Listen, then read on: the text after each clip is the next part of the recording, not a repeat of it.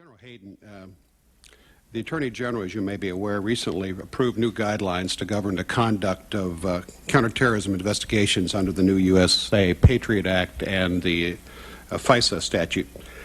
I understand that the Department of Justice has established a training program for that, and the CIA is a participant in it, a full participant, as I understand, so that this kind of information sharing about the proper use of these tools will be available. Are you aware of the training, and furthermore, most importantly, is NSA going to participate in it? Absolutely, sir. And let me tell you, for our narrow purposes, what the Patriot Act has allowed us to do is to more readily, more quickly, more completely be able to share in information of foreign intelligence value derived from FBI FISAs. That has been a major step forward for us.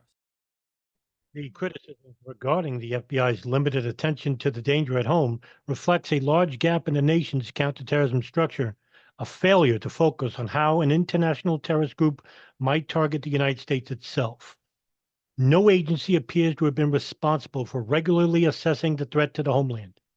In his testimony before the joint inquiry, Deputy Secretary of Defense Paul Wolfowitz asserted that an attack on the United States fell between the cracks in the U.S. intelligence community's division of labor.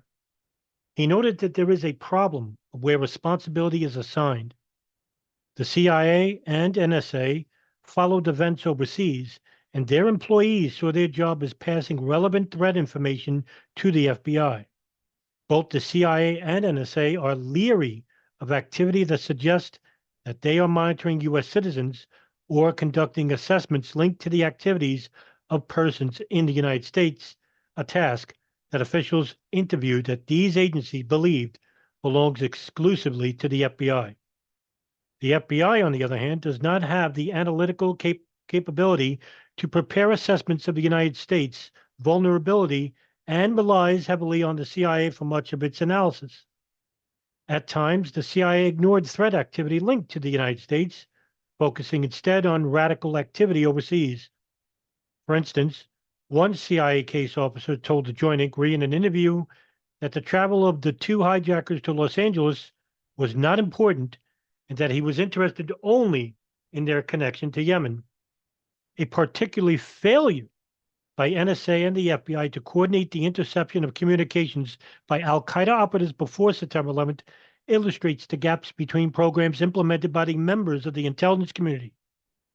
Both the CIA and NSA had programs in place to collect al-Qaeda communications. The FBI had not identified a significant number of al-Qaeda cells in the United States, and thus had fewer opportunities to use electronic surveillance against these targets. While each agency pursued its own collection strategy, neither exerted any effort to develop a coordinated plan to intercept international communications, particularly those between the United States and foreign countries. We now know that several hijackers communicated extensively abroad after arriving in the United States, and that at least two entered, left, and returned to their country. Effective coordinations among the intelligence community agencies could have provided potentially important information about hijacker activities and associations before September 11th. NSA analyzed several communications from early 2000 involving hijacker Khalid al-Mihdhar and a suspected terrorist facility in the Middle East that was associated with al-Qaeda's activities directed against U.S. interests. The intelligence community did not determine until after September 11, 2001, that these contacts occurred while Khalid al-Mihdhar was in the United States. Knowledge of Khalid al-Mihdhar's presence in the United States could have proven crucial to launching an investigation that might have revealed information about him and his roommate, hijacker Nawaf al-Hazmi, who came into contact with Hani Hanjour and other hijackers at various times in 2001. Better coordination between NSA and the FBI might have improved prospects for determining that Khalid al-Mihdhar was in the country in early 2000, led to the collection of information concerning international communications by other hijackers, identified radical suspects, and created leads for the FBI. Both NSA and the FBI are authorized to access international communications between the United States and foreign countries. Both agencies had independently learned of the suspected terrorist facility in the Middle East and knew that it was linked to al-Qaeda activities directed against United States interests. The FBI informed NSA when it learned of the suspected terrorist facility in August of 1998. NSA disseminated several reports of communications involving the suspected terrorist facility in the Middle East to the FBI, including reports relating to redacted. However, NSA and the FBI did not fully coordinate those efforts, and as a result, the opportunity to determine Khalid al-Mihdhar's presence in the United States was lost. NSA Director Michael Hayden testified before the joint inquiry that the collection of communications between the United States and foreign countries will most likely contain information about domestic activities, and thus is the responsibility of the FBI, not NSA. General Hayden contrasted the foreign intelligence value of such intercepts and the domestic security value. If the former is at stake, he asserted, NSA should intercept the communications. If the latter, the FBI. General Hayden, senior NSA managers, NSA legal staff, and NSA analysts made clear in joint inquiry testimony and interviews that they do not want to be perceived as focusing NSA capabilities against U.S. persons in the United States.